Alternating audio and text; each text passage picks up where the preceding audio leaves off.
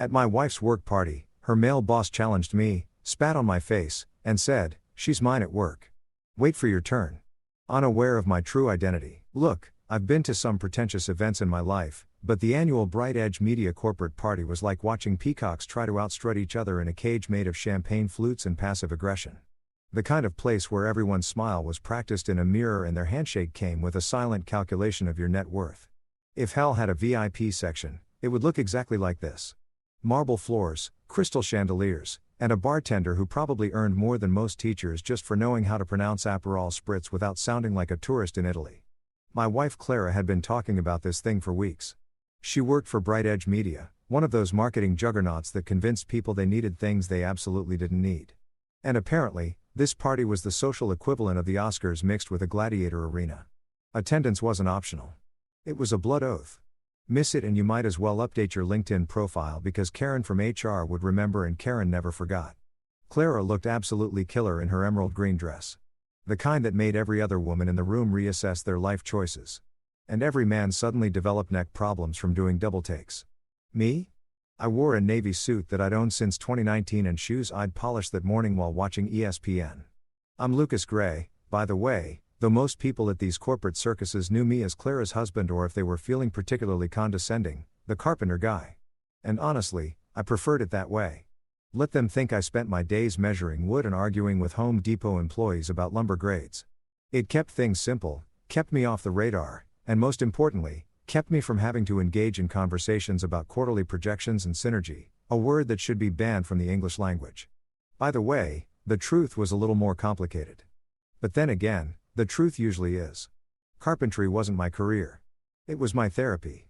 My actual job involved cybersecurity contracts for Fortune 500 companies and the occasional government agency that needed someone to make sure their digital infrastructure wasn't held together with duct tape and prayers. But here's the thing about being good at cybersecurity. The moment people know what you do, they either want free tech support for their iPhone or they start getting paranoid that you're reading their emails. So yeah, I let everyone think I was just the simple craftsman husband who showed up, drank beer, and nodded politely while they talked about KPIs and brand positioning like they were curing cancer. The venue was this rooftop bar in downtown that probably charged more for a vodka tonic than I spent on groceries in a week. You could see the city skyline glittering like someone had spilled diamonds across black velvet. And there was this pretentious jazz band in the corner playing music that was just complex enough to make you feel uncultured if you didn't nod along appreciatively. The whole setup screamed, "We have budget to burn." Which I guess was the point. Nothing says successful marketing company like spending obscene amounts of money to make your employees feel simultaneously special and utterly replaceable. Clara was in full networking mode, which meant I was officially arm candy for the evening. My job was simple. Look presentable. Don't embarrass her. And for the love of God, don't mention anything that might make her boss uncomfortable. Her boss, Brian Kavana, even his name sounded like it came with a trust fund and a yacht. This guy was a legend at Bright Edge. And not the good kind of legend. More like the kind of legend that involved HR complaints swept under rugs and interns who mysteriously requested transfers after 3 months. He ran the creative department like a dictator with a Pinterest board and his hair gel. I swear to God, probably had its own line item in the company budget.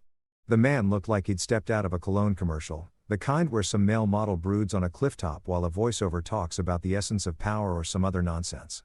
I spotted him across the room almost immediately. He was impossible to miss, holding court near the bar with a cluster of junior executives who laughed at everything he said like their mortgages depended on it, which to be fair, they probably did. Brian had this way of commanding attention, not because he was particularly charismatic, but because he was their boss, and people are evolutionarily hardwired to kiss up to whoever controls their paychecks. "Try to be nice tonight," Clara whispered to me as we grabbed drinks. She knew me too well. The last company event I'd attended, I'd made the mistake of correcting someone's cryptocurrency investment strategy. And let's just say it didn't go over well when his Bitcoin portfolio tanked 3 days later. "I'm always nice," I said, flashing her my most innocent smile. She gave me that look, the one that said she loved me, but also wouldn't hesitate to murder me if I ruined her career trajectory. The party continued in full swing around us. There was Deborah from accounting doing her annual drunk pitch for why the company needed a meditation room and Marcus from sales trying to convince anyone who'd listen that he'd almost closed a deal with Apple. Narrator, he hadn't. The whole scene was like watching a nature documentary about corporate animals and their natural habitat, territorial, hierarchical, and powered by expensive alcohol. I was on my second beer, comfortably invisible in my role as the carpenter husband, when I noticed Brian making his way toward us. He moved through the crowd like a shark through water, purposeful, confident, and completely oblivious to the fact that half the people smiling at him were secretly hoping he'd choke on an olive. "Clara," he boomed, his voice carrying that particular brand of fake enthusiasm that managers perfect over years of mandatory leadership seminars. His eyes swept over her in a way that made my jaw tighten involuntarily, then landed on me like I was an interesting stain on an otherwise clean carpet. "And you must be Lucas, the craftsman." The way he said craftsman made it sound like I spent my days making macaroni art for kindergarten bulletin boards. I could feel Clara tense beside me, her hand subtly squeezing my arm in warning, but hey, I'm a professional. I smiled, shook his hand with just enough pressure to be polite, and said, "That's me. I make things that last longer than advertising slogans." A few people nearby actually snickered. Brian's smile stayed plastered on his face, but something flickered behind his eyes, something that told me this guy wasn't used to being the punchline. Clara's grip on my arm went from warning squeeze to potential circulation cut off, which in wife speak translated roughly to "shut up before you get us both fired." But here's the thing about guys like Brian Kavana. They don't just let things go. And as I stood there in that overpriced rooftop bar, surrounded by overdressed people playing pretend, I had no idea that I'd just lit a fuse that would burn all the way through the next few months of our lives. Sometimes being underestimated is the best weapon you never asked for. If you've never been to a corporate party where everyone's dressed like they're attending a wedding, but acting like they're at a boxing weigh-in, let me paint you a picture. The rooftop bar looked like someone had taken a Pinterest board titled Luxury Goals and given it unlimited funding and zero taste. Everything glittered, and I mean everything. The glasses, the ice sculptures that were definitely going to be puddles in an hour. Even the damn napkins had some kind of metallic threading that probably cost more than my truck payment. It was the kind of place designed to make you feel simultaneously impressed and inadequate, which I'm pretty sure was the whole point. Clara was working the room like a pro and I had to hand it to her. She was damn good at this corporate theater thing. She had that perfect balance of friendly but not too friendly, interested but not desperate, confident but not threatening. It's an art form really watching someone navigate office politics in real time. She'd laugh at someone's joke, touch their arm just enough to seem engaged, then gracefully extract herself before they could corner her into a 20-minute monologue about their weekend boat trip or their kids' lacrosse tournament.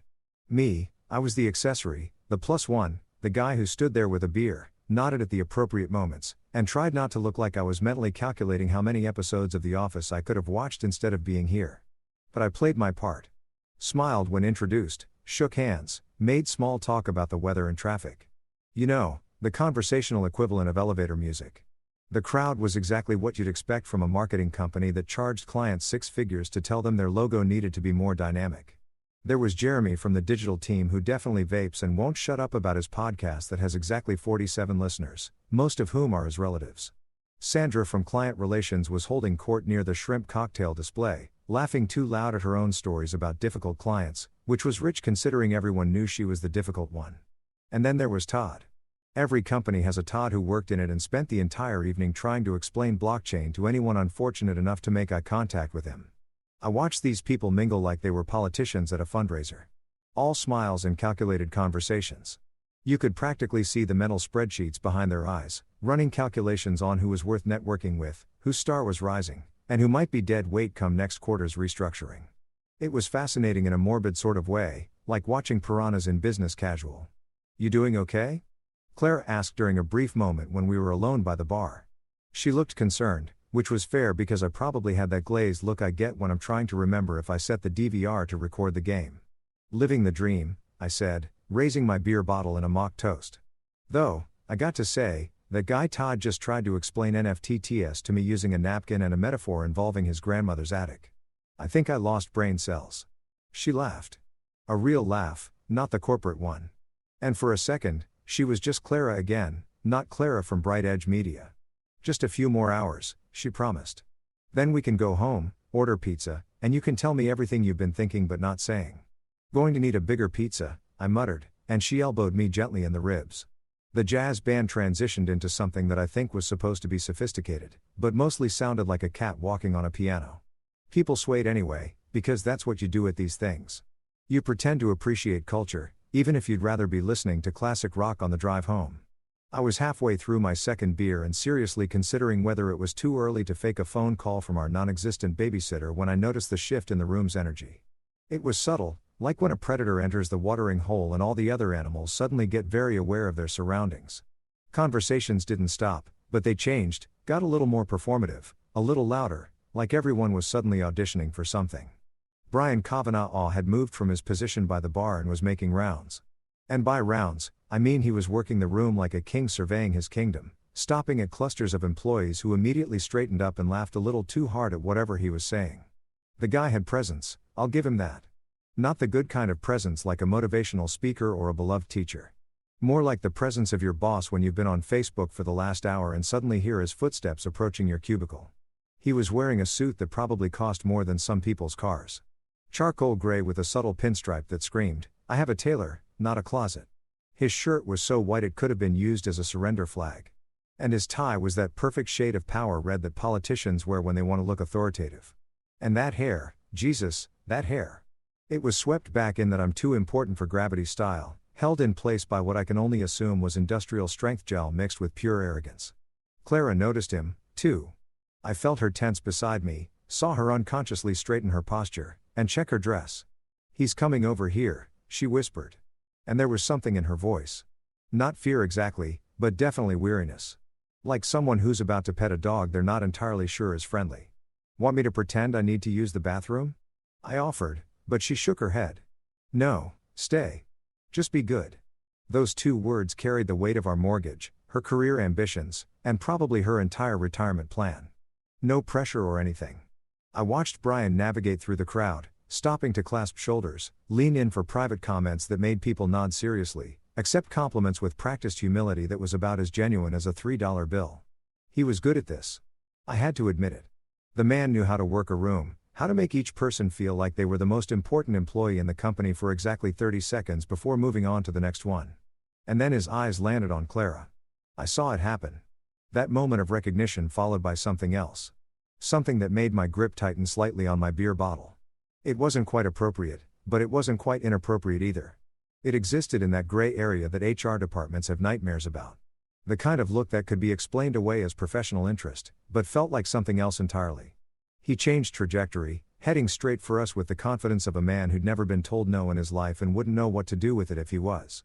Clara's hand found mine, squeezed once, a message in Morse code that roughly translated to, "Please don't embarrass me in front of my boss who controls my paycheck and possibly my entire future. CL." His voice boomed across the remaining distance, warm and performative, like a game show host greeting a contestant. "There's my star player." She smiled, her professional smile, the one she'd probably practiced in the bathroom mirror before we left. "Hi, Brian. Great party. Only the best for the best," he said. Then his eyes slid to me like I was an afterthought, which I probably was. "And you must be the famous Lucas I've heard so much about." Famous, right? I was about as famous as a gas station sandwich, but sure, let's go with that. His hand extended toward me, and I shook it, noting the firm grip that was trying just a little too hard to establish dominance. This guy probably read articles about power handshakes and thought he was being subtle. "That's me," I said easily. "The carpenter husband." Yes, the craftsman." The way the word rolled off his tongue made it sound like a cute hobby. Something quaint and rustic that simple folk did with their hands. How charming. We need more people who work with their hands in this world. So authentic. Authentic. That word coming from a guy whose entire personality was probably focus grouped and market tested was almost funny enough to make me choke on my beer. Clara's nails dug slightly into my palm. "Behave," the pressure said. "Be good. Don't ruin this." But here's the thing about being underestimated. It's only annoying until it becomes useful. So, here's something they don't teach you in any self-help book or conflict resolution seminar. What to do when your wife's boss decides to mark his territory like a drunk fraternity brother who just discovered alpha male podcasts. Because that's exactly what was about to happen.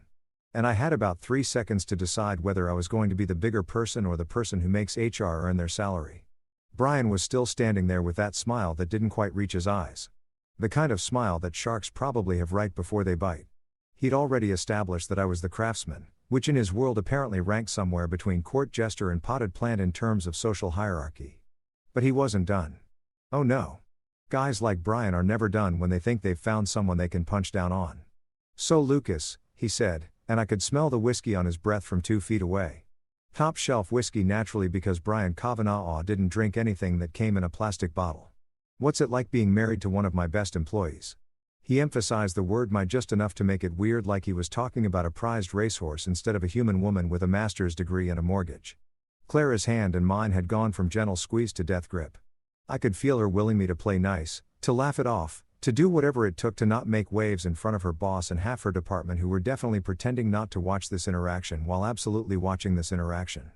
"It's pretty great," I said, keeping my voice neutral and pleasant, like we were discussing the weather or the proper way to assemble IKEA furniture. "She's brilliant at what she does." "Oh, she is."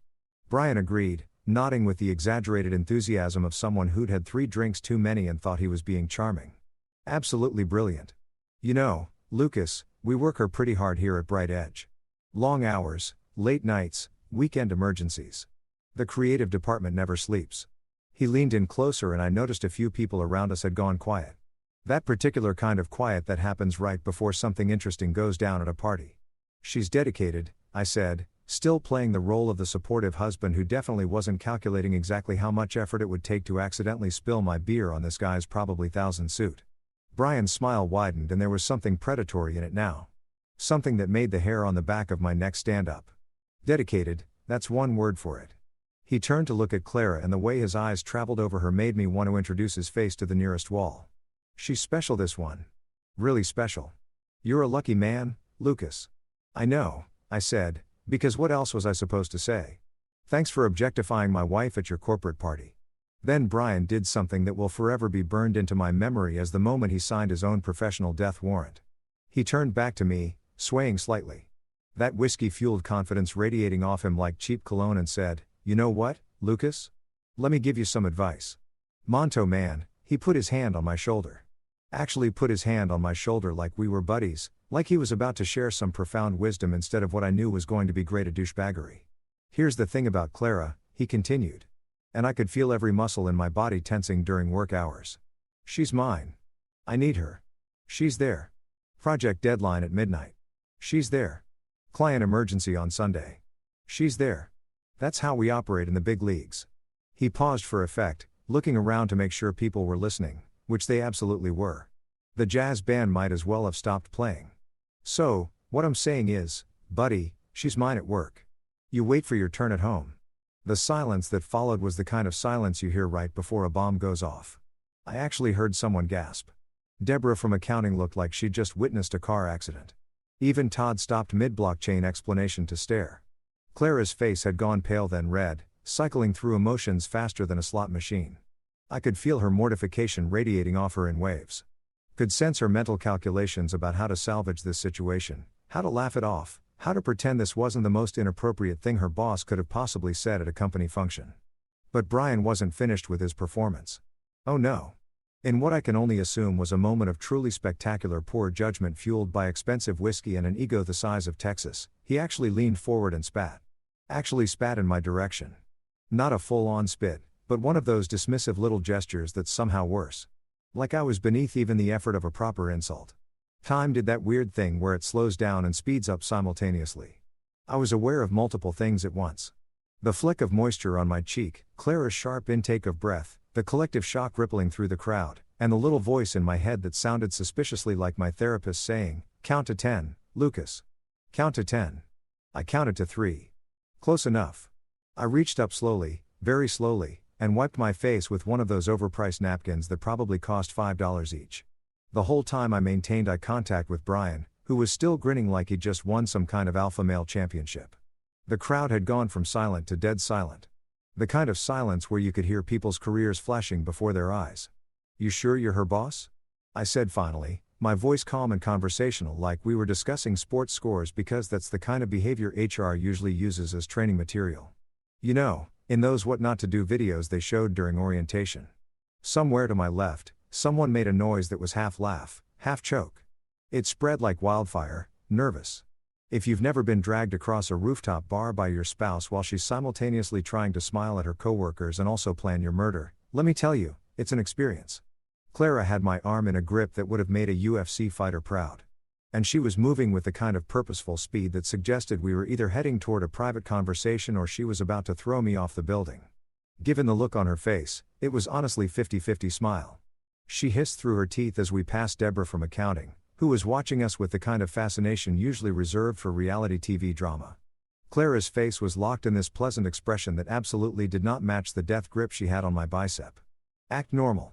I am acting normal, I said, waving at Todd, who looked like he'd just witnessed the most exciting thing to happen at a corporate party since someone got drunk and photobombed their ass 3 years ago.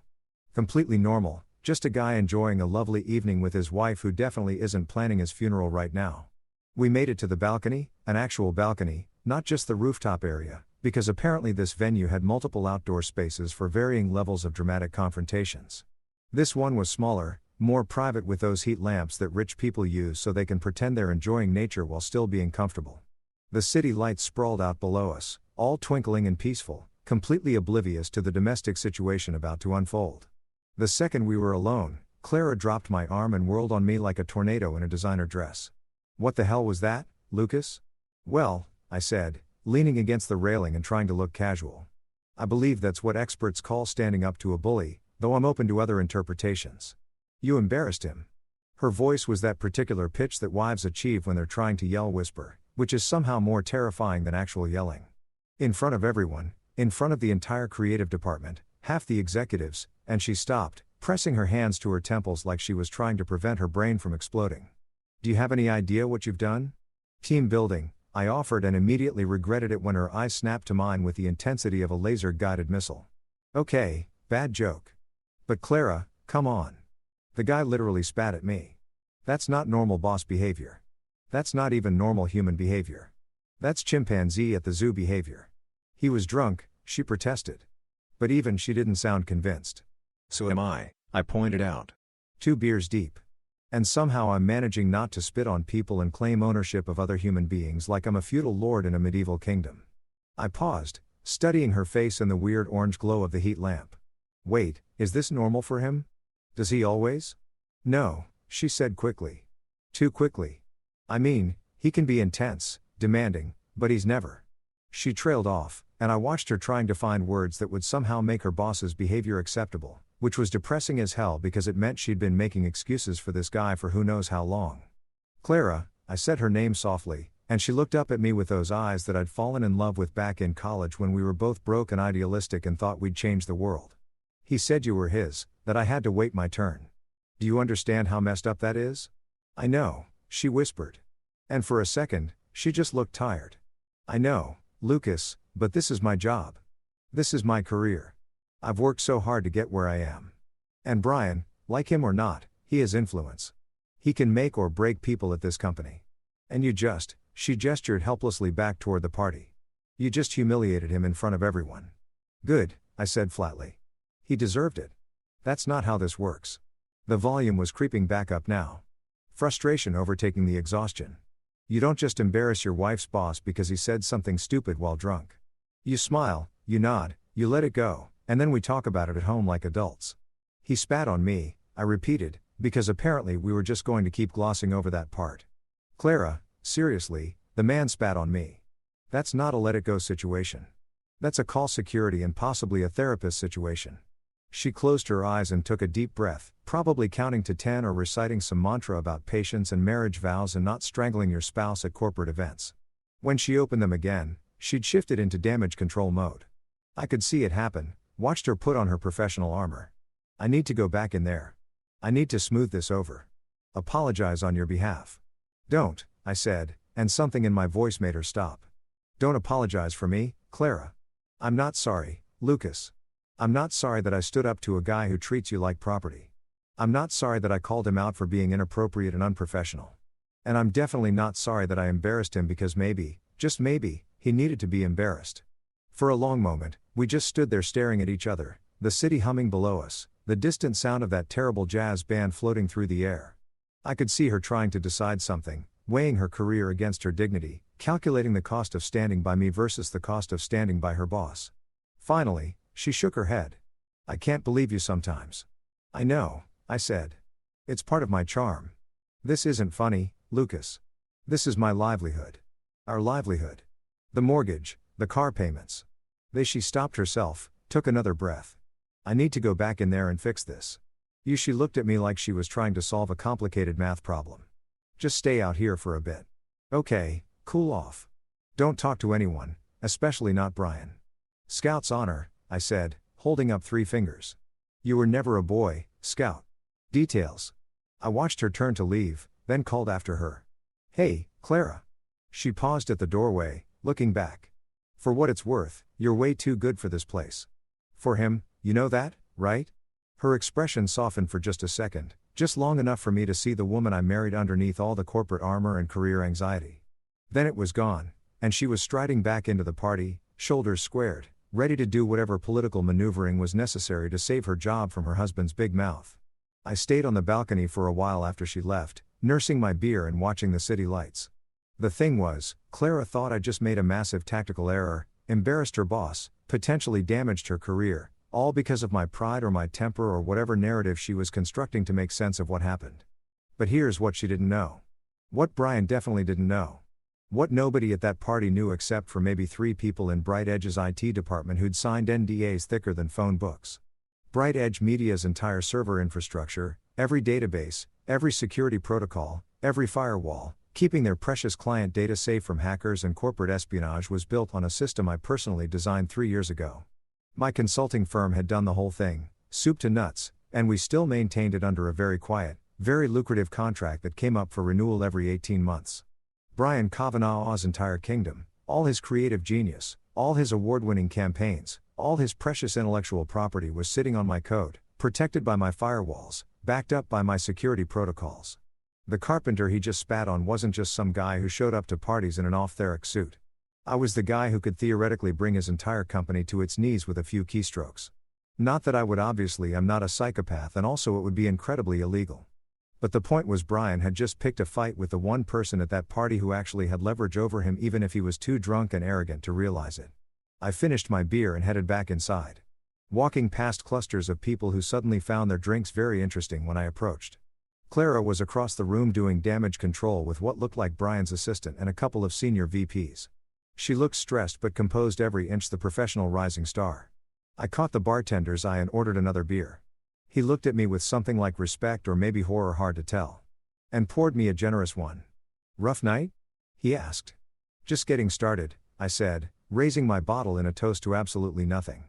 Because sometimes the best revenge isn't immediate. Sometimes it's patient.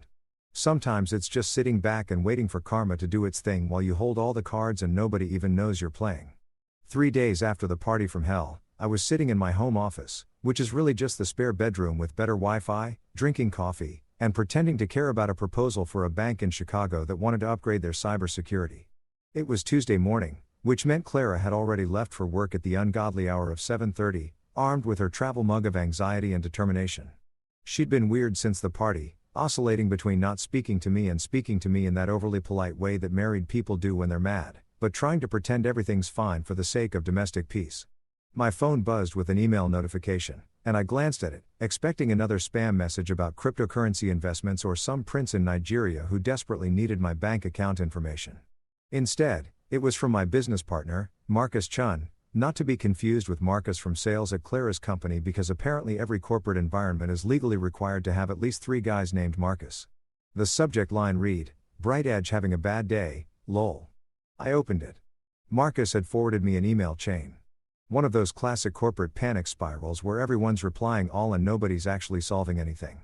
The original message was from Brian's assistant, some poor woman named Jennifer, whose job apparently included sending company-wide emergency notifications at 8 in the morning. Urgent server outage affecting all creative department files. Data corruption suspected. It is investigating. All morning meetings postponed until further notice. I snorted coffee through my nose, which hurt, but was worth it. Marcus had added his own commentary at the top. "Dude, isn't this your system? Want me to check it out or you want to let them suffer for a bit?" Smiling face with horns. Here's the thing about being a cybersecurity consultant. Most of your job is preventing problems, but occasionally, very occasionally, you get to watch people create their own problems through sheer incompetence and then panic about it. It's like being a lifeguard watching someone ignore the no diving sign and then act shocked when they belly flop. I logged into Bright Edge's back-end system using my admin credentials. Yes, I still had those because that's how contracts work when you build someone's entire digital infrastructure. The dashboard loaded and I immediately saw the problem. It wasn't a hack, wasn't a virus, wasn't even particularly complicated. Their systems administrator, Some guy they'd hired 6 months ago, who probably looked great on paper, but couldn't troubleshoot his way out of a cardboard box, had ignored approximately 17 automated warnings about a critical security update. 17. I know because I designed the system to send increasingly urgent notifications, escalating from polite suggestions to digital screaming. The update was important because it patched a vulnerability in their file management system. Without it, the database could develop corruption issues if multiple users tried to access large files simultaneously, which is exactly what happened when the creative department all tried to download the same client presentation at 8 a.m. Tuesday morning because apparently nobody at Bright Edge believed in planning ahead. I could fix it in about 20 minutes. The question was whether I should. I texted Marcus, not a hack. Their admin ignored my warnings. Classic PEP situation. He replied immediately.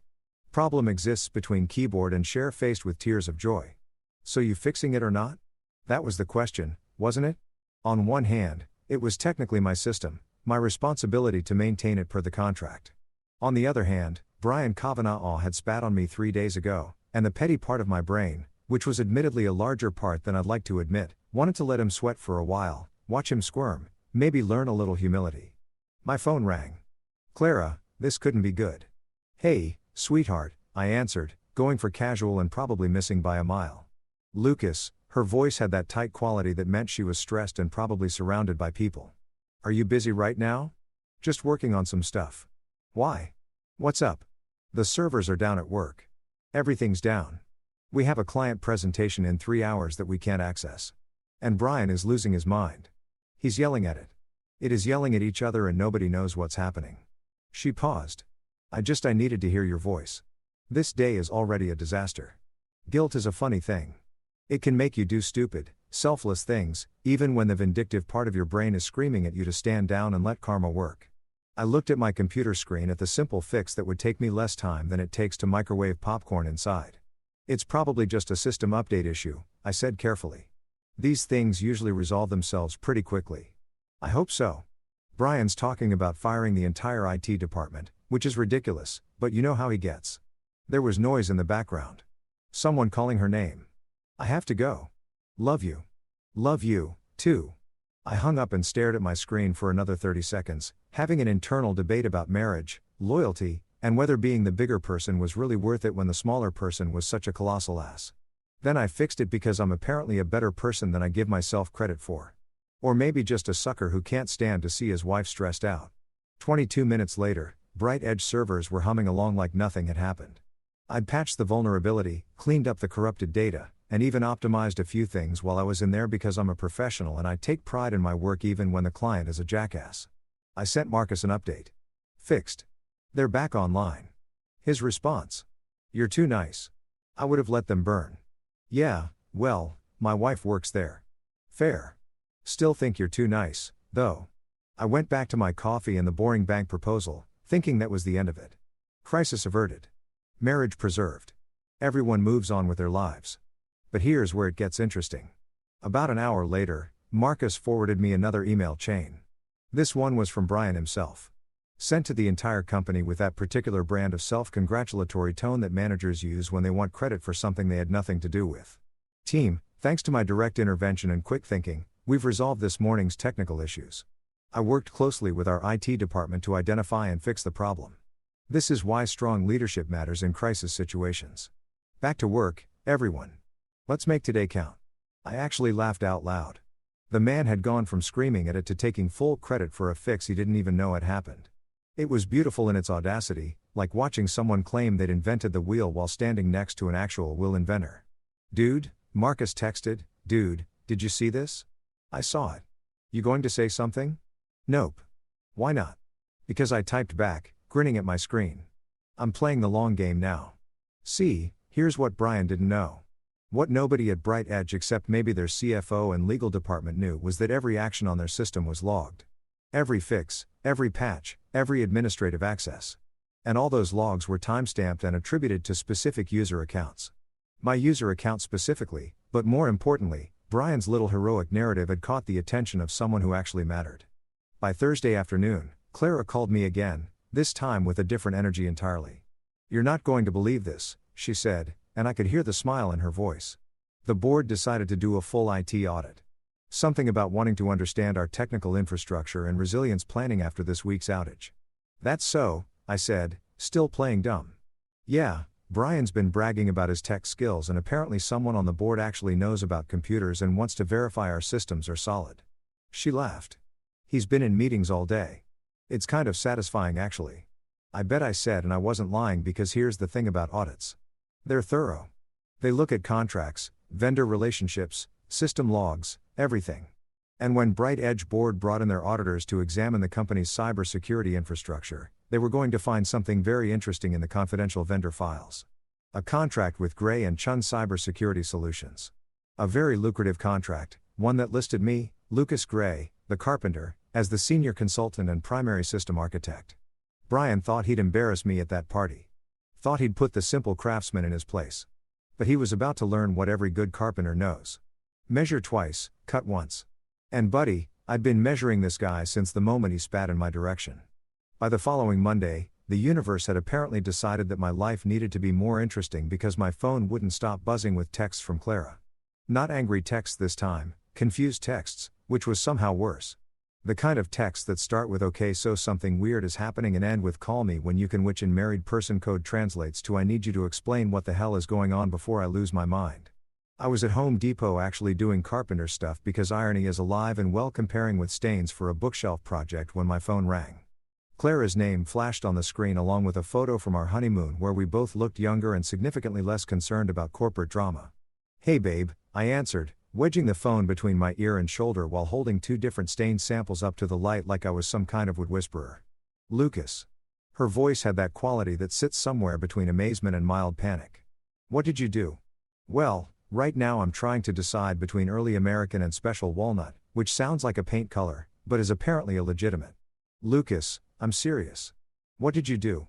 I put down the wood stain samples and gave her my full attention because that tone meant business. "I'm going to need more context here, sweetheart." "What are we talking about?" "Everyone's talking," she said. And I could hear the buzz of the office in the background. Phones ringing, people chattering, the general chaos of a Monday morning at a marketing company. "Like everyone, the audit report came back and apparently your name is all over it." My stomach did a little flip, but I kept my voice casual. "My name? That's weird. What exactly are people saying? That you're not a carpenter? That you're some kind of cybersecurity expert? That you built our entire server infrastructure?" She paused and I heard a door close. She'd moved somewhere private. "Lucas, is this true? Did you build Bright Edge Systems?" Well, the cat was out of the bag now. Might as well own it. "Yeah," I said simply. "About 3 years ago, my company got the contract. It's good work, solid pay, interesting challenges. I didn't mention it because honestly, it never really came up. You were excited about your job.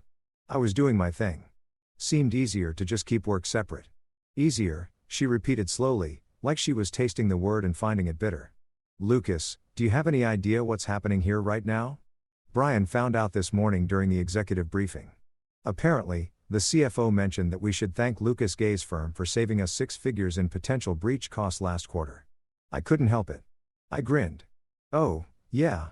How Brian take that news?" He turned white, like vampire white, like he'd seen a ghost or gotten a tax audit or found out his hair gel was discontinued. Despite her stressed tone, I could hear the hint of satisfaction in Clara's voice. Then he just sat there for the rest of the meeting looking like someone had told him Santa wasn't real and also he owed Santa back taxes. "That's unfortunate," I said, not meaning it even a little bit. "Lucas, this is serious. Everyone knows now. They know you're not just some carpenter husband. They know you're," she struggled for the words, "important. Like actually important to the company. More important than half the people at that party." "I'm really not though." I protested because it was true. "I just built their security system.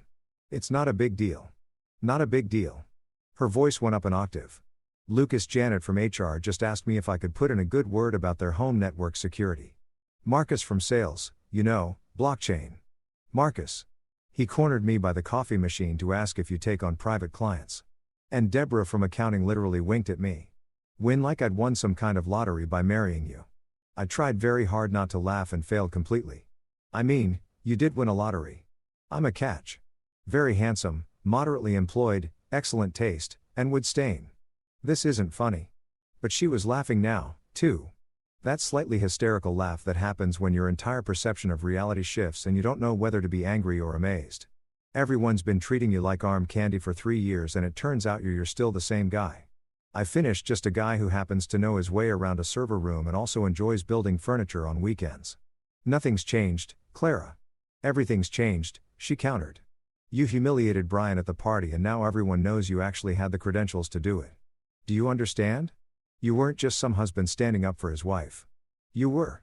She stopped and I could practically hear her brain rewiring 3 years of assumptions. You were the guy who literally keeps his company running. And he spat on you. Yeah, I said quietly. He did. There was a long pause filled only with the ambient noise of her office and the distant sound of someone at Home Depot announcing a sale on garden supplies over the PA system. Why didn't you tell me? She asked finally, and there was hurt in her voice. Now, why didn't you ever mention that you work for Bright Edge? I work for lots of companies, Clara. It's what consultants do. We build systems, we maintain them, we move on to the next project. Bright Edge was just another client. I picked up the early American stain again, studying it like it held the secrets of the universe. And honestly, I like being just your husband, not Lucas Gray, cybersecurity expert. Just Lucas, the guy you married because I made you laugh and I remembered your coffee order and I didn't care about corporate politics or climbing ladders or any of that stuff. You still made me look like an idiot, she said. But there was no real heat in it anymore. You're not an idiot. You're brilliant at your job. That's got nothing to do with what I do. You earned your position, your promotions, everything. I'm just the guy who makes sure the lights stay on in the background. I paused. Though, I got to say, watching Brian find out who I really am must have been pretty entertaining. She snorted, actually snorted, which meant she was past being mad and into the territory of finding this whole situation as absurd as I did. He tried to play it cool, but everyone could tell he was dying inside, especially after someone, I think it was Sandra from Client Relations, asked him why he'd called our critical infrastructure consultant a carpenter at the party. Ouch. Yeah, it's been making the rounds. Every department knows about it by now. You're kind of famous here, Lucas. We're infamous. I'm not sure which. Great, I muttered. That's exactly what I wanted. Corporate fame. Well, you've got it. Along with approximately 17 LinkedIn connection requests, an invitation to speak at the next Company Tech Summit, and oh, this is the best part. Brian's been locked in his office all morning. His assistant says he's reviewing strategic priorities, but everyone knows he's just hiding. I should have felt bad for the guy. Should have been the bigger person, taking the high road, all those cliches about maturity and professionalism. But after watching him belittle my wife, spit on me, and strut around like he owned the place. Yeah, I was enjoying this way more than I probably should. So what now? I asked. What's the vibe at the office? Weird, Clara admitted. Really weird. People keep looking at me differently. Like I'm suddenly more interesting because my husband isn't who they thought he was, which is kind of insulting when you think about it, but also she trailed off. Also kind of validating. I suggested maybe a little. Is that terrible? Nah. You've been working your ass off in that place for years while people made assumptions about both of us. Let them reassess. Let them feel awkward. They earned it. She was quiet for a moment. And when she spoke again, her voice was softer. Brian tried to talk to me earlier. Cornered me in the hallway. Actually, he wanted to clear the air about the party. My grip tightened on the phone. What did he say? That he was drunk. That he didn't mean anything by it, that he hopes there are no hard feelings. She laughed, but it wasn't a happy sound. He didn't apologize, Lucas. He just made excuses and then tried to laugh it off like it was all some big misunderstanding. Of course, he did. I didn't laugh with him. I just told him I had a meeting and walked away. His face. She paused and I could hear the smile creeping into her voice. His face was priceless. That's my girl. Your girl who's married to a secret cybersecurity genius apparently. Any other surprises I should know about? Are you also a brain surgeon? An astronaut? Do you have a secret identity as Batman? Just the one secret identity, I assured her. And honestly, it's not that exciting. Mostly I sit at a computer and make sure bad guys can't steal credit card numbers. Very glamorous stuff. Aha. The CFO called you critical infrastructure. That sounds pretty glamorous to me. The CFO likes buzzwords. Next quarter, I'll be mission critical synergy or something equally ridiculous. I grabbed both with stained samples and headed toward the checkout. Look, I got to go pay for this stuff and get home. But Clara, for what it's worth, I'm sorry I didn't tell you. I wasn't trying to keep secrets. I just like being regular with you. You're not regular, Lucas. You never were. I'm just finally figuring that out. Is that a good thing or a bad thing? Ask me after I survive this week. She said, everyone wants to talk about you and I have no idea what to say. Yeah, my husband's a tech wizard. Surprise. Doesn't really cover it. Tell them I'm still figuring out what stain colors and I'm very boring in person. Nobody's going to believe that anymore. Then tell them the truth. I'm just a guy who's really good with computers and really bad at corporate parties. She laughed. Finally, a real laugh this time. I love you, you know, even when you're impossible. Love you, too. Even when you drag me to terrible parties where your boss spits on me, that's only happened once. Once was enough, trust me. We hung up and I stood there in the checkout line at Home Depot, surrounded by contractors and DIY enthusiasts and regular people buying regular things. And I smiled. The week after the Great Revelation, as I'd started calling it in my head, was like watching a really slow-motion car crash that somehow also involved fireworks and a mariachi band. Everything at Bright Edge Media had shifted, and according to Clara's increasingly detailed evening debriefs, the office had essentially split into two camps. Team, holy crap, Lucas is actually important. And team, how did we not know this? Brian, unsurprisingly, had formed his own special category. Team, pretend nothing happened while slowly dying inside. I was working from home on a Thursday afternoon, halfway through a security audit for a pharmaceutical company that was somehow less dramatic than my wife's marketing firm when Clara texted me. He cornered me in the break room. I didn't need to ask who he was. There was only one he who mattered in the ongoing saga of my accidentally becoming Bright Ted's most talked about spouse. My phone rang 2 seconds later. Are you okay? I asked immediately because Brian had already proven he had the emotional regulation skills of a toddler who'd been told he couldn't have candy. I'm fine, Clara said. But her voice had that edge to it. The one that meant she was definitely not fine, but was holding it together through sheer force of will and probably spite. But Lucas, he actually tried too. She stopped and I heard her take a breath. He tried to blame me. Said I should have told him who you were, that I made him look bad at the party. I stood up from my desk so fast my chair rolled backward and hit the wall. He what? Yeah. We were both getting coffee and he just appeared like a corporate vampire. Started going on about how embarrassing this whole situation has been for him. How I should have been upfront about your credentials and how this could have all been avoided if I'd just been honest. She laughed, but it was sharp enough to cut glass like it's my fault he got drunk and spat on you. What did you say? I was pacing now, my free hand clenched into a fist, mentally calculating how inappropriate it would be to show up at Bright Edge and have a very direct conversation with Brian Kavanaugh about professional boundaries and basic human decency. I told him that maybe he should have told you to wait for your turn and then he'd remember how this whole mess started. I stopped pacing. You said that word for word, direct quote, his own words right back at him. There was satisfaction in her voice now. The kind that comes from finally standing up to someone who's had it coming for way too long. You should have seen his face, Lucas. He looked like I'd slapped him, which for the record I wanted to do, but HR frowns on workplace violence apparently. That's my girl, I said, grinning despite the anger still simmering in my chest. What did he do? Sputtered. Literally sputtered like a broken engine. Tried to say something about taking things out of context and misunderstanding his intentions. But by then, Sandra from Client Relations had walked in and obviously heard everything. Clara's tone shifted to gleeful. Sandra, who happens to be best friends with Jennifer, Brian's assistant, who then told literally everyone. How long did it take for the whole office to know? I'd say 45 minutes, but I'm being generous. It was probably more like 20. I sat back down, my anger morphing into something closer to satisfaction. So, what's the vibe now? Chaotic. Beautiful. Brian's been holed up in his office most of the day. People are talking, not even trying to be subtle about it. I heard 2 junior designers discussing it by the printer. Marcus from Sales Blockchain Marcus apparently started a betting pool on whether Brian's going to resign or get fired. What are the odds? 3-1. He's gone by end of quarter. Though personally, I think he's too stubborn and too arrogant to quit. He'll have to be dragged out kicking and screaming while insisting it's all part of his master plan. She wasn't wrong. Guys like Brian didn't go quietly. They went down swinging, taking credit for their wins and blaming everyone else for their losses, rewriting history until they were the heroes of their own increasingly delusional narratives. How are you holding up? I asked because this wasn't just office gossip anymore. This was her career, her daily environment, and her boss was imploding in real time. Honestly, I'm weirdly okay. Better than okay, actually. She paused and I could picture her sitting at her desk twirling a pin the way she did when she was thinking.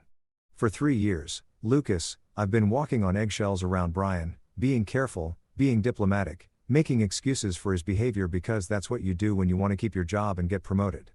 But now everyone knows he's full of it. They know he disrespected you.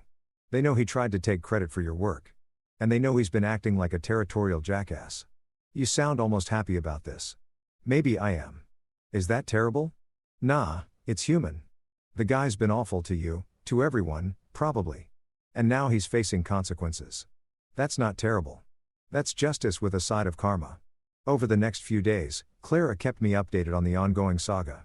Brian had apparently tried to rally support from other department heads, painting himself as the victim of some elaborate misunderstanding. It didn't work. Turned out when you build a reputation on being difficult, condescending, and inappropriate, people aren't super eager to defend you when you finally face the music. The executives, meanwhile, had discovered that I existed and decided I was suddenly very interesting. Clara forwarded me emails, invitations to networking dinners, requests for coffee meetings, one guy from the C-suite who wanted to pick my brain about digital transformation strategies, which was corporate speak for give me free consulting. I ignored most of them politely, professionally, but firmly because here's the thing. I didn't want to be Bright's new golden boy. I didn't want to smooth with executives or attend strategy meetings or get pulled into their corporate games. I built their system. I maintained it. And that was the extent of my interest in their company. Clara got promoted 3 weeks later. Not Brian's position, not yet, but a senior role that came with better pay, her own office, and most importantly, a different reporting structure. She wouldn't be working directly under Brian anymore. Some VP named Catherine Shun would be her new boss. And according to office gossip, Catherine was everything Brian wasn't. Professional, respectful, and actually qualified for her job. She asked about you. Clara told me over dinner one night. We were at our favorite Italian place celebrating her promotion with wine that cost more than $15 and pasta that we didn't have to cook ourselves. Asked what if you'd be interested in consulting on a new project, something about expanding their cybersecurity protocols for international clients. She swirled her wine, studying my face. I told her I'd ask, but that you were pretty selective about your contracts. I am selective and also I don't want to work somewhere where your boss might spit on me. She nearly spit out her wine, laughing. Brian's not. He wouldn't. She stopped, thought about it. Okay, yeah, fair point. Besides, I continued, cutting into my chicken parmesan like I was making a very important point. You're doing great there on your own. You don't need me swooping in like some tech superhero. You're Clara Gray, senior marketing strategist and general badass.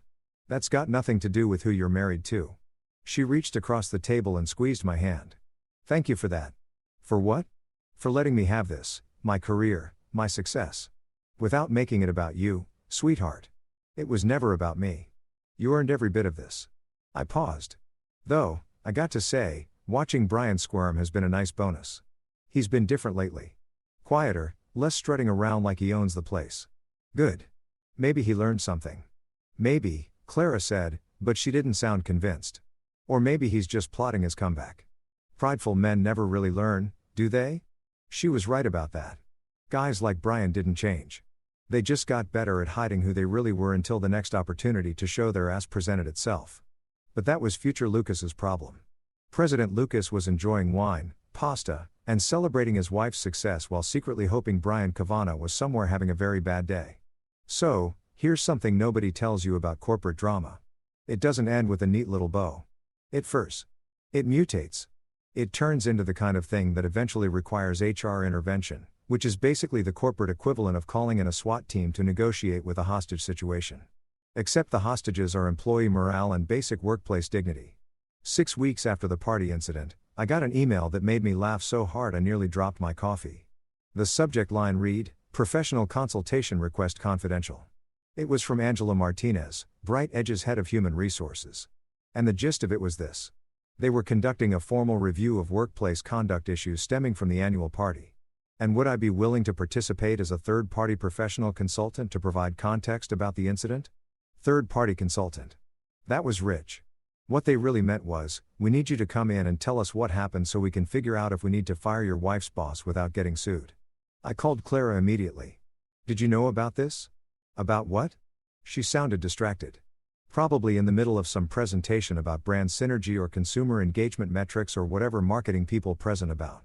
HR wants me to come in for a meeting about the party. There was a pause. The kind of pause that means your spouse is processing information and trying to decide whether to be excited, horrified, or some combination of both. They do. Yeah. Apparently, there's been a formal complaint about Brian's behavior, and they want my perspective as a witness or a victim or possibly his entertainment. I'm not really sure. Oh my God, her voice dropped to a whisper. Lucas, do you know what this means? That I get to relive the magical moment when your boss spat on me while wearing a suit that costs more than our couch. It means they're actually taking this seriously. They're building a case. I could hear the smile in her voice now. He might actually face real consequences. Couldn't happen to a nicer guy, I said, and I meant every word. The meeting was scheduled for the following Tuesday at 2 p.m., which gave me exactly 5 days to decide whether I was going to be professional and diplomatic or whether I was going to walk in there and let every sarcastic thought I'd been holding back for 3 years fly free like caffeinated pigeons. Clara voted for professional and diplomatic. I told her I'd take it under advisement, which in husband speak means I'll try, but I'm making no promises. Tuesday arrived with all the enthusiasm of a dental appointment. I put on my good suit, the one I bought for a cousin's wedding and had worn maybe 3 times since, and drove to Bright's downtown offices. The building was one of those modern glass monstrosities that looked like someone had stacked a bunch of shiny rectangles on top of each other and called it architecture. Very cutting edge, very expensive, very look at us, we're a successful marketing company. Security in the lobby had me sign in, gave me a visitor badge that said consultant in big letters like I was some kind of corporate mercenary, and directed me to the 14th floor where HR had their kingdom. The elevator ride up was silent except for smooth jazz that was somehow both boring and vaguely threatening, which I guess is the vibe you want when you're about to participate in someone's potential career execution. Angela Martinez met me in the reception area. She was probably in her mid-40s with the kind of efficient professionalism that suggested she'd seen every variety of workplace nonsense and had stopped being surprised by human behavior sometime around 2015. Mr. Gray, thank you for coming. I know this is unusual. Happy to help, I said, which was technically true. I was very happy to help document Brian Kavanagh's downfall.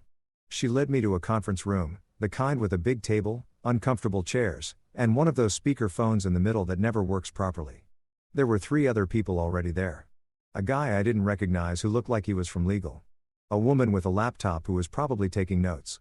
And oh, this was perfect. Jennifer, Brian's assistant, who looked like she'd rather be literally anywhere else. We appreciate your willingness to participate in this review. Angela began once we were all seated. This is a confidential proceeding regarding an incident at the company's annual celebration 6 weeks ago. We're gathering testimony from witnesses to better understand what occurred and determine appropriate next steps. Translation: we're trying to figure out if we can fire Brian without him suing us into the Stone Age. Before we begin, the legal guy interjected. I want to clarify that this is purely informational. We're not making any accusations or determinations at this time. Translation: everything we're about to discuss is absolutely making accusations and determinations, but we have to pretend it's not for liability reasons. Sure, I said. Whatever you need. Angela opened a folder in front of her.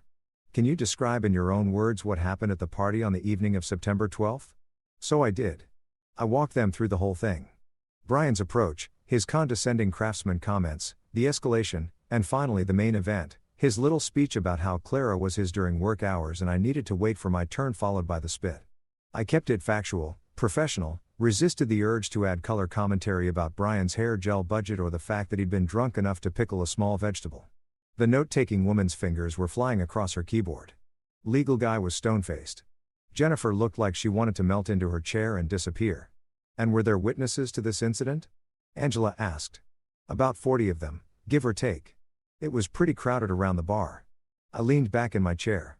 I'm sure several people could corroborate the story unless they were all really focused on the shrimp cocktail. Angela made a note. We've spoken with several attendees. Their accounts align with yours. She glanced at legal guy who gave a slight nod. Mr. Gray, I'm going to show you something. We'd like your confirmation that this is an accurate recording of the incident. She pulled out an iPad and turned it toward me. Someone, probably Sandra from Client Relations, based on the angle, had recorded video of the whole thing. There was Brian in all his glory, swaying slightly, drinking hand, delivering his territorial speech with the confidence of a man who genuinely believed he was being inspirational rather than HR's worst nightmare. The audio was surprisingly clear. She's mine at work. You wait for your turn at home. Then came the spit. On video, it looked even worse than I remembered. Casual, dismissive, like I was something stuck to the bottom of his shoe. My response was there, too. You sure you're her boss? 'Cause that's the kind of thing HR uses as training material. Even in the stuffy conference room, watching it 6 weeks later, that line still landed. Legal guy's mouth twitched like he was fighting a smile. The note-taking woman coughed to cover what might have been a laugh. Yes, I said, pushing the iPad back toward Angela. That's what happened. And how did this incident make you feel? Angela asked, which was such an HR question, I almost rolled my eyes. Disrespected, I said simply. He spat on me. That's not normal human behavior. That's not professional behavior. That's barely civilized behavior. If someone did that to him, he'd probably sue them and write a LinkedIn post about workplace toxicity. Jennifer made a noise that might have been a suppressed laugh. Everyone pretended not to notice. Angela made more notes. Mr. Gray, were you aware at the time of the incident that Mr. Cavano was your wife's direct supervisor? I was. That's actually what made it worse. He wasn't just being inappropriate to some random guy at a party. He was being inappropriate to an employee's spouse while making ownership claims about that employee. I search for the right words. That's textbook hostile workplace environment material. I mean, I'm not a lawyer, but I've sat through enough corporate training videos to know that's not okay. It's not, Angela confirmed, her voice carefully neutral. It is in fact very much not okay. The meeting continued for another 30 minutes. They asked about my relationship with Clara, about my work history with Bright Edge, about whether I'd had any other interactions with Brian. I answered everything honestly, professionally, and with only minimal sarcasm, which I thought showed incredible restraint on my part. As we were wrapping up, Angela looked at me with something that might have been sympathy or possibly respect. Mr. Gray, on behalf of Bright Edge Media, I want to apologize for what you experienced at our company event. That behavior doesn't reflect our values or standards. I appreciate that, I said. Though maybe you should save that apology for your employees who have to work with him every day. We're addressing that, she said. And something in her tone told me that Brian Kavanaugh's days at Bright Edge were numbered in single digits. I left the building feeling lighter than I had in weeks. Clara texted me before I even made it to my truck. How'd it go? Let's just say I typed back. HR has some interesting video evidence of your former boss's people skills or lack thereof. Former boss, give it time, I replied. Give it time. 3 days later, Brian Cavanaugh was suspended pending investigation. 2 weeks after that, he resigned to pursue other opportunities, which everyone knew was corporate code for. We were absolutely going to fire you, but we're letting you quit so you can pretend you have dignity. I got a gift basket from Bright Edge's executive team, fancy coffee, expensive chocolate, and a polite note, thanking me for my professionalism and cooperation. There was also a confidential settlement offer attached, basically asking me to sign an NDA in exchange for a modest payment. I declined the NDA, but kept the chocolate. My silence, after all, was worth way more than their budget could afford. Time has this funny way of smoothing out rough edges. 3 months after Brian's dramatic exit, or voluntary resignation to pursue passion projects, as the official company memo called it, which was corporate for "we caught you being a jackass on camera." Things at Bright Edge had settled into a new normal, a better normal. The kind of normal where people didn't tiptoe around their boss like he was a landmine with a personality disorder and a gel budget. Clara came home one evening in late January with news that made me put down my power drill mid-project.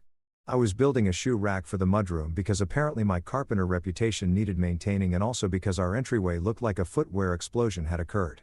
They offered me Brian's position, she said, standing in the doorway of the garage with her coat still on and snowflakes melting in her hair. Her face was doing this thing where she was trying to look calm and professional, but her eyes were screaming, "Holy, holy, holy shit." I set down the drill carefully, wiped sawdust off my hands, and walked over to her. "Say that again." Creative director Brian's old job. Catherine offered it to me this afternoon. She was smiling now. That huge genuine smile that I'd fallen in love with back in college when she was just a girl with big dreams and a tendency to steal my hoodies. "Lucas, I got it. I actually got it." I picked her up and spun her around right there in the garage. Her laughter echoing off the walls and probably confusing our neighbor who was taking out his trash. "That's my girl. I told you that you were too good for that place. Turns out I was wrong. You're exactly perfect for that place now that they've removed the human obstacle." She smacked my shoulder but was still grinning. "Don't be mean. He's gone. We can be gracious in victory." "I can be gracious," I said, setting her down. "I just choose not to be. There's a difference." The promotion came with everything she deserved.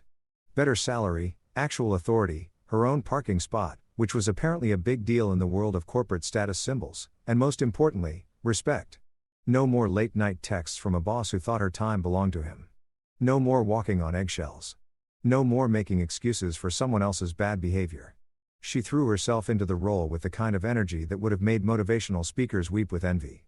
Within a month, she'd restructured her team, implemented new workflow processes that didn't rely on intimidation and ego, and somehow made the creative department a place people actually wanted to work. Her employees started smiling in the hallways. Productivity went up. The weird tension that had hung over Bright Edge like a toxic cloud started to dissipate. You know what the best part is? She told me one night while we were cooking dinner together, or rather while she was cooking and I was helping by eating ingredients and offering commentary, people actually talk to me now, not because they're scared or because they're trying to get on my good side. They just talk like I'm a human being. It's revolutionary. That's called basic respect, sweetheart. You might have heard of it. Revolutionary for Bright Edge, she clarified, stealing back the piece of bell pepper I just snagged. The culture shift has been insane. We had a team meeting last week where people actually shared honest feedback, constructive criticism, creative disagreements. Nobody cried or feared for their job. It was amazing. I kissed her temple. You're amazing. There's a difference. Of course, the universe being what it is, ironic and occasionally hilarious. The annual company party rolled around again in March. Same venue, same rooftop bar, same overpriced everything, but with a completely different energy. Clara was nervous about bringing me, which was understandable given that the last party had basically turned into a viral video that ended someone's career. Just promise me, she said while we were getting ready, that you won't start any drama. I never start drama, I protested, adjusting my tie in the mirror. I merely participate in drama that others have initiated. There's a distinction. Lucas, Clara, I'm serious. This is my first big event as creative director. I needed to go smoothly. Then don't invite anyone who spits on people and we should be fine. She threw a sock at me, which was fair. The party was everything I remembered and nothing like it at the same time.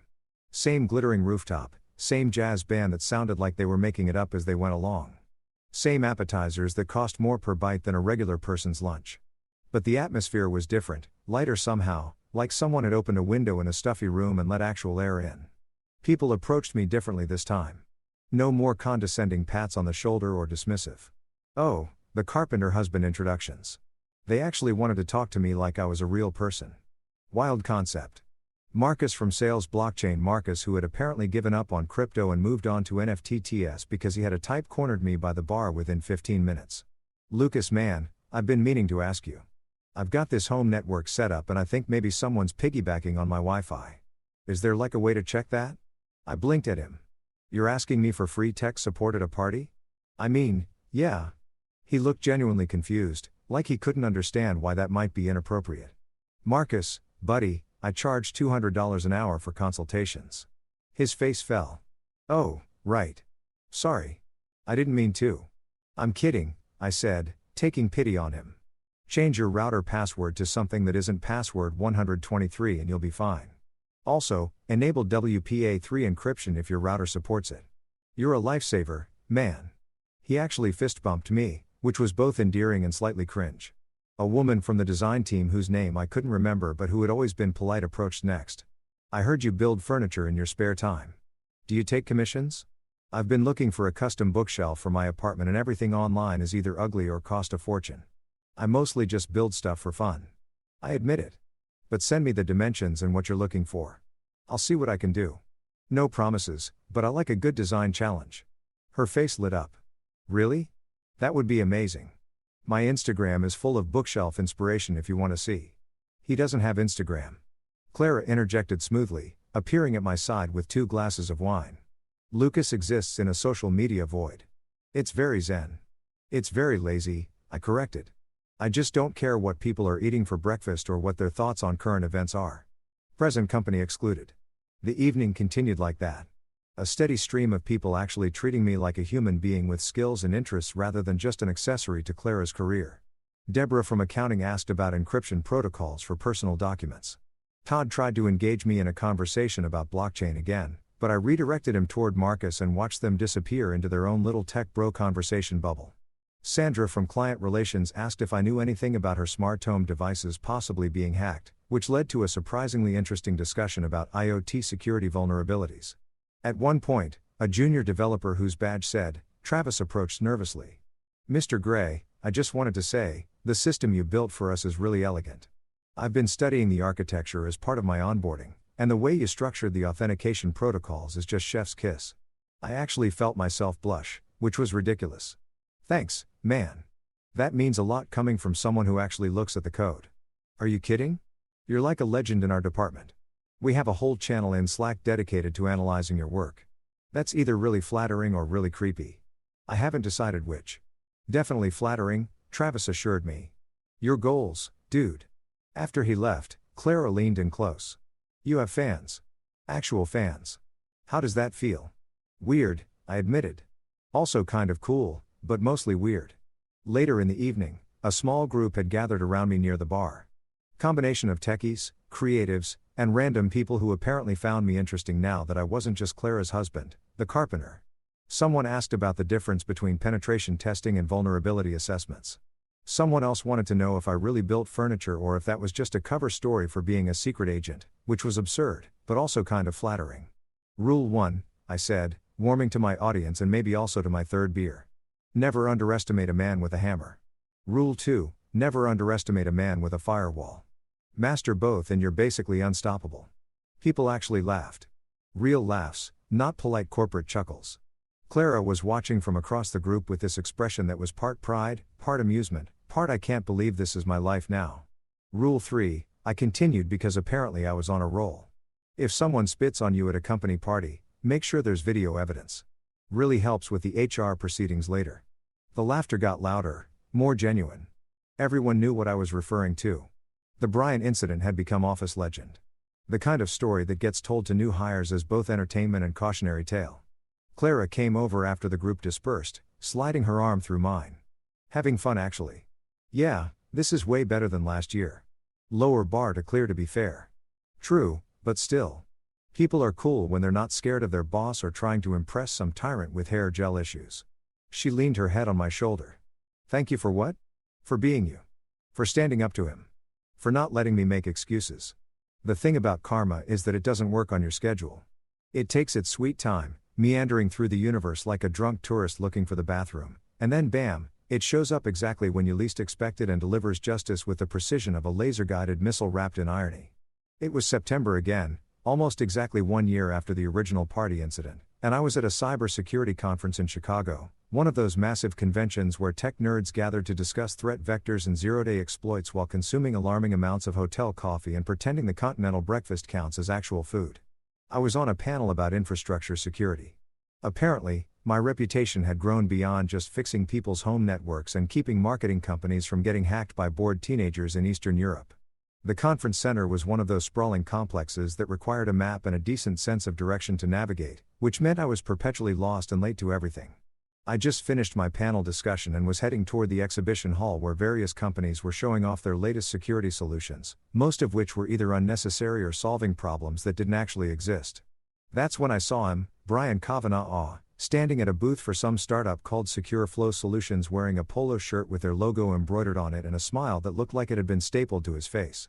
He was doing a demo for a couple of uninterested attendees, gesturing enthusiastically at a monitor, displaying what appeared to be the world's most boring dashboard.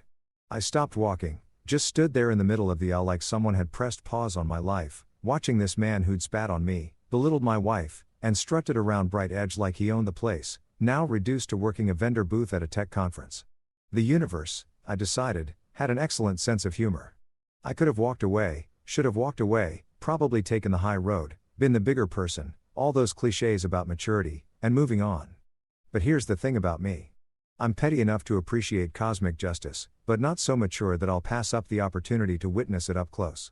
I walked over to his booth, hands in my pockets, casual as Sunday morning. He didn't recognize me at first. His eyes did that thing salespeople do where they assess whether you're worth their time or just another browser who's going to take a free pin and leave. Then recognition hit and I watched his face cycle through about 17 different emotions in 3 seconds. Surprise, confusion, fear, embarrassment, and finally settling on something that looked like a person trying to swallow a live fish. Lucas, he said, and his voice cracked slightly on my name. Wow, hi. I didn't expect to see you here. Funny, I said, picking up one of the brochures from his booth and pretending to read it. I work in cybersecurity. This is a cybersecurity conference. Where else would I be? Right. Of course. Yeah. He was sweating now. I could see it on his forehead despite the aggressive air conditioning. You were on that panel earlier, weren't you? Infrastructure security. I was. You catch any of it? No, I was. We've been pretty busy here at the booth. He gestured vaguely at the empty space around us. The booth next to his had at least 15 people clustered around it. His had me and a guy who appeared to be sleeping standing up. Looks like it, I said, not even trying to hide the sarcasm. An awkward silence settled between us, the kind that's so thick you could cut it with a knife and serve it at uncomfortable dinners. He was fidgeting with a stylus, clicking it repeatedly like it was a nervous tic he developed. The polo shirt he was wearing looked cheap. Not the tailored suits he used to rock at Bright Edge. His hair was different, too. Less aggressively styled, like maybe he'd finally run out of hair gel budget. So, he said, finally, clearly desperate to fill the silence with literally anything. You're doing well, I see. Big panel, probably consulting for major companies. Good for you. Yeah, it's going well. Claire's doing great, too, in case you were wondering. His jaw tightened. That's good. I'm glad she's creative director now. Your old job, actually. Well, I say your old job, but really she's made it into something completely different. Better. People actually like working there now. Productivity's up, morale's up, turnover's down. Funny how that works when you treat employees like human beings instead of property. The color drained from his face. Look, Lucas, about that night, the night you spat on me, I kept my voice conversational, friendly, even like we were discussing the weather or sports scores. The night you told me I had to wait for my turn with my own wife. That night I was drunk. I made a mistake. I've apologized. No, you haven't. I interrupted. You made excuses. You tried to blame Clara for not warning you about who I was. Like it was her job to protect you from your own terrible behavior. You never actually apologized, Brian. You just got caught and had to face consequences for the first time in your probably very privileged life. He looked like he wanted to argue, to defend himself, to spin some narrative where he was the victim of circumstances beyond his control. But something in my expression must have told him that I wasn't buying whatever he was selling. What do you want me to say? He asked quietly. Nothing. I don't want anything from you. I put down the brochure. I'm just enjoying the view. The universe has a way of sorting things out, you know. You thought you were untouchable at Bright Edge. Thought you could treat people however you wanted because you had power and influence and a fancy title. And now here you are working a booth at a conference, probably making a fraction of what you used to make, trying to convince people to buy software that, I glanced at his display, appears to do exactly what every other security solution does, but with a prettier interface. It's a good product, he said defensively, but there was no conviction in it. I'm sure it is, and I'm sure you're doing your best with it. But here's the thing, Brian. You had everything. A great job, talented team, resources, respect, and you pissed it all away because you couldn't handle the basic concept of treating people with dignity. That's not bad luck. That's not circumstances. That's choices. I watched him process this, saw him trying to find some comeback, some way to salvage his pride. He opened his mouth, closed it, opened it again like a fish gasping for air. For what it's worth, I continued. I hope you learned something from all this. I hope you're different now. Better, but honestly, I don't really care either way. You're not my problem anymore. You're not Clara's problem anymore. You're just a guy at a booth at a conference and I'm just a guy walking by. I started to walk away, then paused and turned back. Oh, and Brian, just so we're clear on the final score here, Clara is running your old department and killing it. I'm on panels and consulting for companies that actually value expertise over ego. And your eye gestured at the booth at the cheap polo shirt at the empty space around him. Well, you're here. His face had gone red now. That particular shade of humiliation mixed with impotent rage. You think you're so much better than me. I don't think about you at all. Actually, I said, borrowing a line from every comeback compilation ever because sometimes the classics work. But if I did, yeah, I'd think I was better because I don't spit on people. I don't claim ownership of other human beings. And when I screw up, I apologize instead of making excuses. I patted his shoulder, the same condescending gesture he'd used on me at that party a year ago. Good luck with the booth, buddy. Hope you sell whatever it is you're selling here. I walked away without looking back, my heart pounding with a mixture of adrenaline and satisfaction. Behind me, I could hear him sputtering something, probably trying to formulate a comeback that would never come. I pulled out my phone and texted Clara. You're not going to believe who I just ran into. She replied within seconds. Who? Brian. Working a vendor booth at the conference. Looking like someone who finally learned that actions have consequences. OMG. How was it? Therapeutic. I typed back. Very therapeutic. That evening, I called her from my hotel room. She was at home, probably curled up on the couch with a glass of wine and whatever Netflix show we were binge watching together. We talked for an hour about the conference, about Brian, about how far we'd both come in the last year. Do you feel bad for him? She asked at one point. I thought about it. Really thought about it. No, I feel like justice happened. Not because I made it happen, but because the universe has a way of correcting itself. He built his career on intimidation and ego and that foundation crumbled. That's not my fault. That's just gravity. You're very philosophical tonight. I'm very petty tonight. I corrected. But I'm dressing it up in philosophy to sound mature. She laughed, that genuine from the belly laugh that I loved. I'm proud of you for standing up to him then, for being gracious. Now I wasn't gracious. I was sarcastic and pointed and definitely rubbed salt in the wound. Okay. For being appropriately sarcastic, then for showing him that good guys don't always finish last. We don't. I agreed. Sometimes we finish exactly where we're supposed to be and the bad guys end up working booths at conferences in cheap polo shirts. It's poetic, really. A year ago, Brian Kavanaugh had looked at me and seen nothing. Just a carpenter, just a spouse, just someone beneath his notice. He'd felt comfortable enough in his power to be cruel, to be dismissive, to literally spit in my direction because he thought there would be no consequences. But power based on intimidation is just a house of cards waiting for a strong wind. And sometimes that wind comes from the most unexpected directions. From the carpenter who turns out to be the guy keeping your company's servers running. From the wife who's better at your job than you ever were. From the universe itself deciding that enough is enough. I'd once thought the best revenge was watching someone realize they'd picked the wrong fight. I was wrong. The best revenge was moving forward, building something better, and then accidentally running into them years later when they're at their lowest and you're thriving. And maybe, just maybe, reminding them one last time exactly why karma is real and patience really is a virtue. Hey, Clara, I said before we hung up, yeah, she's mine everywhere now. Not just at work, everywhere. She was quiet for a moment, then damn right I am. And that finally was the last word on Brian Kavanaugh.